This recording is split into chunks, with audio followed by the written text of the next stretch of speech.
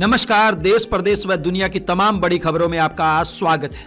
आइए एक नजर डालते हैं आज की मुख्य हेडलाइंस पर। बड़ी खबरों में आज हम बात करेंगे इंस्टाग्राम पर दोस्ती करके हरियाणा में सरपंच से महिला ने कैसे ठगे 5 लाख रुपए।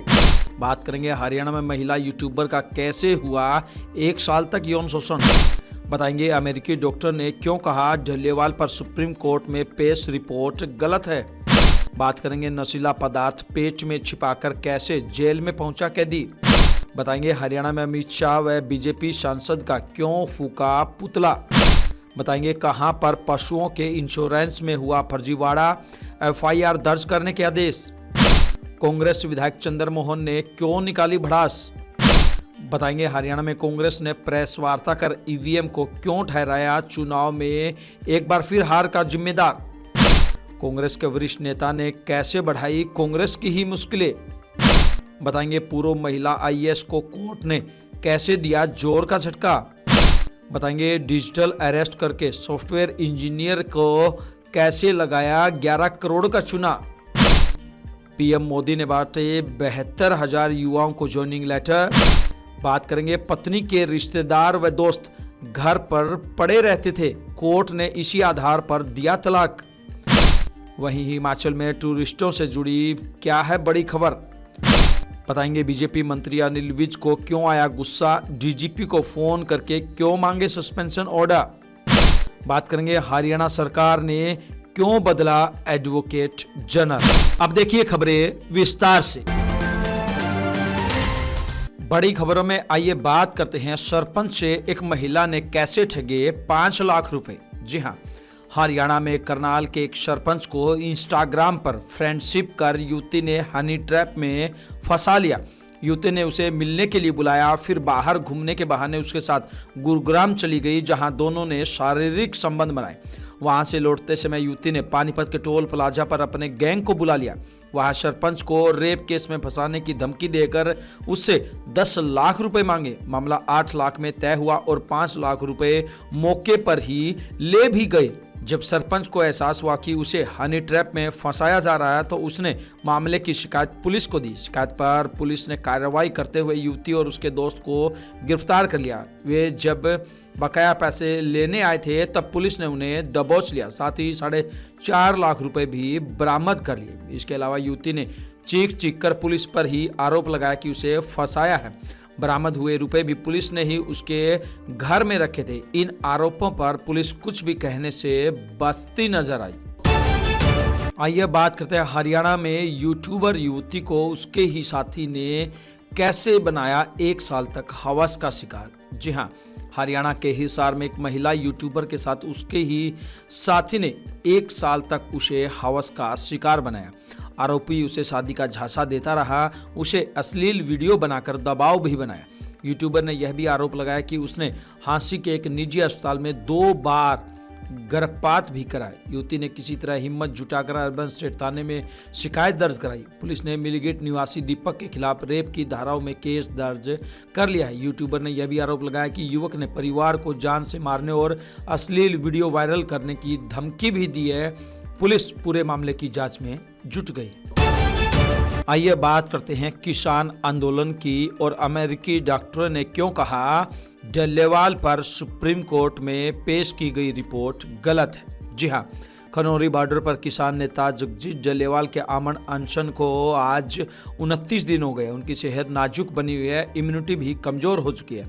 पंजाबी मूल के अमेरिकी डॉक्टर सुलेमान सिंह ने डल्लेवाल की सेहत को लेकर यह बातें कही है। उनसे जुड़ी टीम ही डल्लेवाल की देखरेख कर रही है। सुलेमान सिंह ने कहा डल्लेवाल को इन्फेक्शन का भी खतरा, जिस वजह से वे पूरा दिन आंदोलन के मंच पर भी नहीं आए। उन्होंने एक वीडियो जारी कर कहा अगर किसी व्यक्ति ने 26 दिन तक कुछ नहीं खाया है तो उसकी हालत सामान्य नहीं हो सकती। इतना कुछ होने के बाद भी सुप्रीम कोर्ट को दी गई रिपोर्ट में कहा गया है कि डल्लेवाल की तबीयत नॉर्मल है। डल्लेवाल की जिंदगी के साथ राजनीति की जा रही है। डल्लेवाल के समर्थन में आज पूरे देश भर में कैंडल मार्च निकाला जाएगा और 30 तारीख को पंजाब बंद का ऐलान भी किया गया है। आइए बात करते हैं कैसे नशीला पदार्थ पेट में छिपाकर जेल में पहुंचा कैदी। जी हां, नूंह जिला कारागार में एक कैदी नशीला पदार्थ पेट में छिपाकर जेल में पहुंच गया।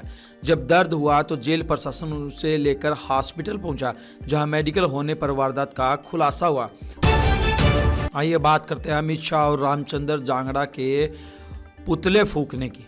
जी हाँ, हिसार जिले में संयुक्त किसान मोर्चा के बैनर तले लघु सचिवालय के गेट के सामने विरोध प्रदर्शन कर अमित शाह और रामचंद्र जांगड़ा का पुतला फूंका और अपनी मांगों को लेकर राष्ट्रपति के नाम ज्ञापन सौंपा। किसानों ने बताया कि आज पूरे देश में संयुक्त किसान मोर्चा के बैनर तले विरोध प्रदर्शन किया गया है। वहीं सद्भावना मंच उकलाना ने सोमवार को डॉक्टर भीमराव अंबेडकर के खिलाफ की गई कथित आपत्तिजनक टिप्पणी और संविधान व न्याय के अपमान के विरोध में जोरदार प्रदर्शन किया। इस दौरान गृह मंत्री अमित शाह के इस्तीफे की मांग उठाई गई और उनका पुतला दहन भी किया गया। आइए बात करते हैं हरियाणा में पशुओं के इंश्योरेंस में फर्जीवाड़े की। जी हां, हरियाणा के सिरसा में पशुओं का बीमा करने के नाम पर धोखाधड़ी करने का मामला सामने आया है।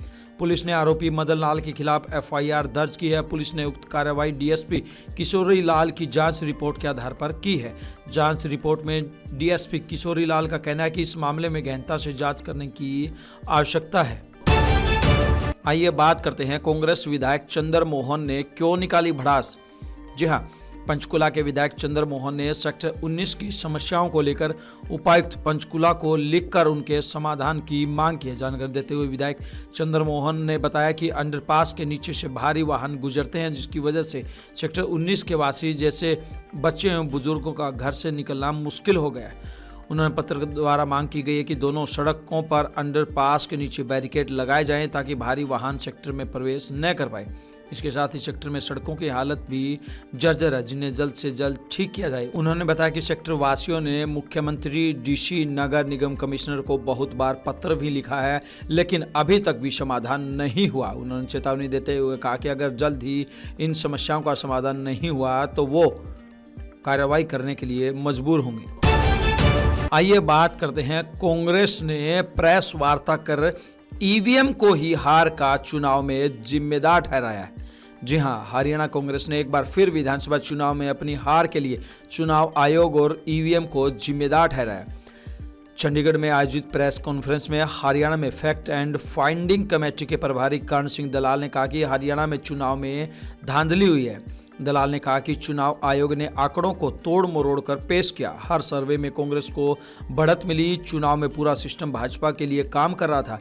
यहां तक कि हरियाणा के बेईमान पुलिस अफसरों ने अपनी जमीन गिरवी रखकर भाजपा के साथ खेल किया। इस मामले में कुछ अफसर शामिल थे जिन्होंने गलत काम किया। उन सभी के नाम मैं अगली रिपोर्ट में बताऊंगा। किस पुलिस कप्तान ने क्या किया, सबके नाम उजागर किए जाएंगे।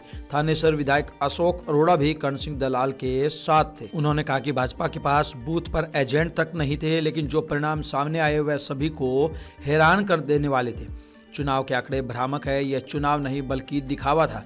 भारतीय जनता पार्टी ने लोकतंत्र का मजाक उड़ाया। आइए बात करते हैं, कांग्रेस के वरिष्ठ नेता ने कैसे बढ़ाई कांग्रेस की ही मुश्किलें। जी हाँ, कांग्रेस नेता मणिशंकर अय्यर ने कहा कि कांग्रेस को विपक्षी गठबंधन इंडिया ब्लॉक को लीड करने के बारे में नहीं सोचना चाहिए। अय्यर ने इंडियन एक्सप्रेस को दिए इंटरव्यू में यह बात कही। उन्होंने कहा, ममता बनर्जी में क्षमता है, दूसरे नेता भी हैं जो गठबंधन को लीड कर सकते हैं। जो भी इसकी अगुवाई करना चाहे उसे करने देना चाहिए। मणिशंकर अय्यर ने कहा, इससे फर्क नहीं पड़ता कि विपक्षी गठबंधन को कौन लीड करता है। वजह यह है कि कांग्रेस और उनके नेताओं का स्थान हमेशा ही अहम रहेगा। जरूरी नहीं कि वो अकेली अहम पार्टी हो, वह विपक्षी गठबंधन में भी अहम पार्टी रहेगी। इतना ही नहीं, कांग्रेस नेता अय्यर ने खुलासा किया कि पिछले 10 साल में उन्हें सोनिया गांधी से सिर्फ एक बार मिलने का मौका मिला है। उन्होंने कहा कि गांधी परिवार ने ही मेरा पॉलिटिकल करियर बनाया भी और बर्बाद भी किया है, लेकिन मैं कभी भाजपा में नहीं जाऊंगा। आइए बात करते हैं, कैसे आईएएस ऑफिसर की बढ़ी मुश्किलें। जी हाँ, दिल्ली हाई कोर्ट ने पूर्व आईएएस पूजा खेड़कर की अग्रिम जमानत याचिका खारिज कर दी। पूजा पर यूपीएससी एग्जाम में धोखाधड़ी और ओबीसी और विकलांगता कोटे का गलत तरीके से फायदा लेने का आरोप है।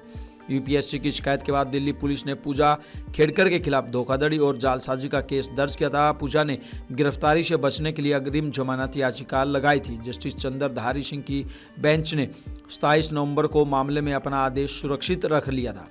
इससे पहले दिल्ली की पटियाला हाउस कोर्ट ने 1 अगस्त को पूजा की अग्रिम जमानत याचिका खारिज कर दी थी। कोर्ट ने कहा था कि पूजा पर लगे आरोप गंभीर है, पूरी साजिश का खुलासा करने और इसमें अन्य लोगों के शामिल होने की पुष्टि के लिए उन्हें हिरासत में लेकर पूछताछ की जरूरत है। कहीं न कहीं अब जमानत अर्जी खारिज होने के बाद आईएएस पूजा खेड़कर को गिरफ्तार किया जा सकता है। आइए बात करते हैं सॉफ्टवेयर इंजीनियर को डिजिटल अरेस्ट करके कैसे लूटे 11 करोड़ रुपए। जी हां, बेंगलुरु के हेब्बल में 29 साल के एक सॉफ्टवेयर इंजीनियर को डिजिटल अरेस्ट करके ठगी का शिकार बना है। ठगों ने उन्हें डरा धमकाकर 11 करोड़ रुपए वसूल लिए। बाद में शक होने पर इंजीनियर ने पुलिस में इसकी शिकायत दर्ज कराई।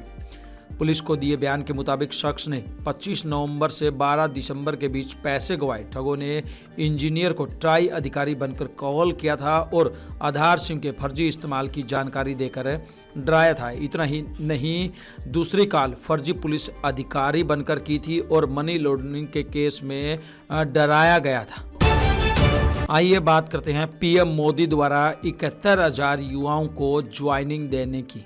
जी हाँ, प्रधानमंत्री नरेंद्र मोदी ने देश के 45 जगहों पर आयोजित रोजगार मेले में 71,000 युवाओं को वीडियो कॉन्फ्रेंसिंग के जरिए ज्वाइनिंग लेटर बांटे। 2024 लोकसभा चुनाव के बाद प्रधानमंत्री मोदी के तीसरे कार्यकाल का यह दूसरा रोजगार मेला है। पीएम मोदी ने कहा, पिछले 1.5 साल में हमारी सरकार में करीब 10 लाख पक्की नौकरियां दी गई। पहले की सरकारों ने ऐसा नहीं किया। आज युवाओं के लिए नए अवसरों का निर्माण हो रहा है। रोजगार मेले की शुरुआत अक्टूबर 2022 में हुई थी।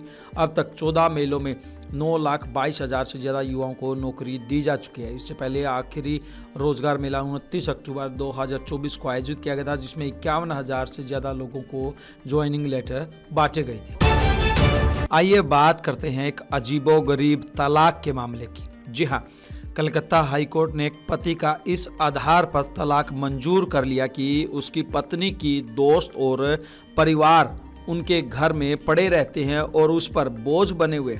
साथ ही पत्नी ने उस पर क्रूरता के झूठे आरोप लगाए हैं। जस्टिस सब्यसाची भट्टाचार्य और जस्टिस उदय कुमार की डिविजनल बेंच ने ट्रायल कोर्ट के आदेश को पलट दिया है। ट्रायल कोर्ट ने पति की याचिका पर तलाक देने से इनकार कर दिया था। जस्टिस भट्टाचार्य ने अपने आदेश में कहा कि पीड़ित ने अपनी याचिका में इस बात के सबूत दिए हैं कि उसकी पत्नी उसे प्रताड़ित कर रही थी, इसलिए उसकी तलाक की अर्जी मंजूर की जाती है। इतना ही नहीं, उसकी जो दोस्त हैं और साथ ही साथ परिवार के जो सदस्य हैं वो घर में पड़े रहते हैं और वो अपने आप को ठगा सा महसूस कर रहा है। इसी वजह से कोर्ट ने उसको तलाक लेने की अनुमति दे दी। कई बार पत्नी के घर में न होने के बाद भी उसकी दोस्त और रिश्तेदार घर में पड़े रहते थे।